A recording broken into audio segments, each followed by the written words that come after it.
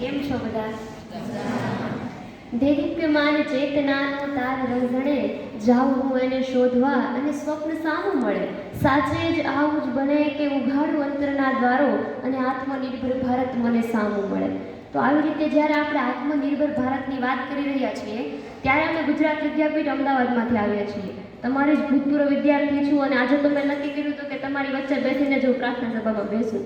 પણ હવે સાહેબની વિશેષ લાગણીને જોઈને આ સ્થાન ગ્રહણ કર્યું, પણ હજી એ સ્થાન ગ્રહણ કરવા માટે અમે સક્ષમ નથી. તમારી જેવા વિદ્યાર્થી છીએ, માત્ર અમે શીખવાડવા નથી આવતા, પણ તમારી પાસેથી પણ અમે શીખવા આવીએ છીએ. તો આવી શીખવાની ભાવના સાથે હું વાતની શરૂઆત કરીશ. તો આપણે ગુજરાત વિદ્યાપીઠ છે, અમદાવાદમાં આવેલી છે, 1920માં ગાંધીજી દ્વારા સ્થાપિત છે. હવે ગાંધીજીનું નામ યાદ કરીએ એટલે પહેલાં તમને કોણ યાદ આવે? કે ભગતસિંહને ન બજાવ્યા. અને ગાંધીજી આપણા રાષ્ટ્રપિતા છે, પણ જે આજની જે પેઢી છે એ ગાંધીને સમજી નથી કે ગાંધી કોણ છે. એટલે આપણે ગાંધીનો વિરોધ કરી શકીએ પણ ગાંધીને નકારી શકીએ નહીં. શા માટે? હવે તમારા ઘરે કોઈ પૈસા દેવા આવે તો એમાં ગાંધીજી હોય, તમે ગાંધીજીનો વિરોધ હો તો તમે હું નોટ નથી લેવાના? લેવાના જ છો.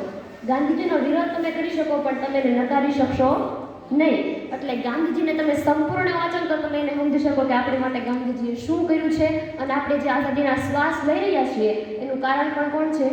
ગાંધી છે. તો આવી રીતે આપણે જો ગાંધીને સમજીશું પહેલાં તો આપણે એને સમજી શકશું કે એણે આપણા દેશ માટે શું કર્યું છે. તો ગુજરાત વિદ્યાપીઠ છે દર વર્ષે પદયાત્રાનું આયોજન કરે છે. 2007થી આ પ્રક્રિયા ચાલુ છે, જેમાં અલગ અલગ વિષયો હોય છે, જેમ કે પ્રાકૃતિક ખેતી છે, વ્યસન છે, સ્ત્રીઓની સુરક્ષા છે, ગરીબી કે બેરોજગારી છે. તો આ વર્ષેનો વિષય છે સ્વદેશી, સ્વાવલંબન અને સરદાર વલ્લભભાઈ પટેલ. તો સ્વદેશી પહેલાં શું? સ્વદેશી એટલે કે પોતાના દેશમાં જે વસ્તુનું ઉત્પાદન થાય છે તે વસ્તુનો ઉપયોગ કરવો એટલે સ્વદેશી. હવે તમે સવારે જાગો એટલે પહેલાં શું કરો? બ્રશ કરો. હવે બ્રશનો ઉપયોગ કોનો કરો? ટૂથપેસ્ટ.